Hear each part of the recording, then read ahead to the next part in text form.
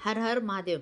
आज सोमवार आहे तर आज आले होते मी शंकरदेवाच्या मंदिरात, जे येरवड्यातल्या महादेवाच्या मंदिरात आले होते बरं का मी. तर फायनली आले आणि देवाचं वगैरे पाया पडले, जल वगैरे अर्पण केले देवाला. त्याच्यानंतर देवाचं मंत्र वगैरे बोलले. त्याच्यानंतर दीदीला पण म्हणलं, दीदी तू पण पाणी अर्पण कर, जल म्हणजे. त्याच्यानंतर दीदीचं माझं दर्शन वगैरे झालं. त्याच्यानंतर आम्ही निघालो. तर आमच्या बाजारात नेहमी 12ही महिने गर्दी खूप असते येरवड्यात. तिथनं पुढं आलो. चिक्कू घेतलं. 60 रुपयाचा अर्धा किलो म्हणत होते, तर मी 50 रुपयाचा अर्धा किलो चिक्कू घेतले.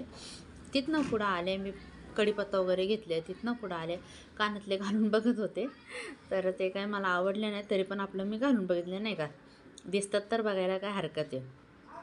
तर बघितले मी. दीदी खेकडा वगैरे बघत होती. आता बाहेर पडलो म्हणलं की माणूस बघतंच काही ना काय, तुम्हाला तर माहिती आहे. तर हे कानातले मी घालून बघितले, तर मला नाही आवडले, तर मी नाही घेतले. तिथनं पुढं आले आंबे घ्यायला. तर 120 रुपयाचे 4 आंबे आले.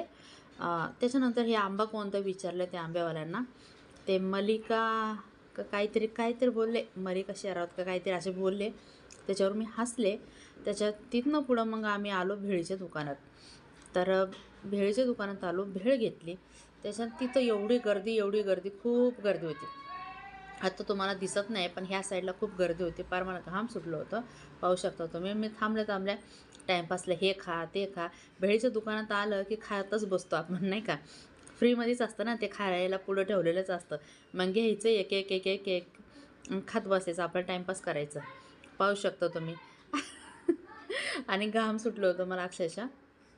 तिथनं पुढं काय ते देतच नव्हते, म्हणजे एकच माणूस होता द्यायला, आणि खड नाही तिथे लोक थांबले होते. आणि माझं खायचं चालू होतं. शेवटी मी म्हटलं, पिशवी द्या मला भरून, मी भेळ तरी तुम्हाला, नाही का, भडंग तरी भरून देते, मला लागते तेवढं. मग शेवटी मी माझ्या हातानेच भरून त्यांना दिलं. तर आजचा व्हिडिओ बस.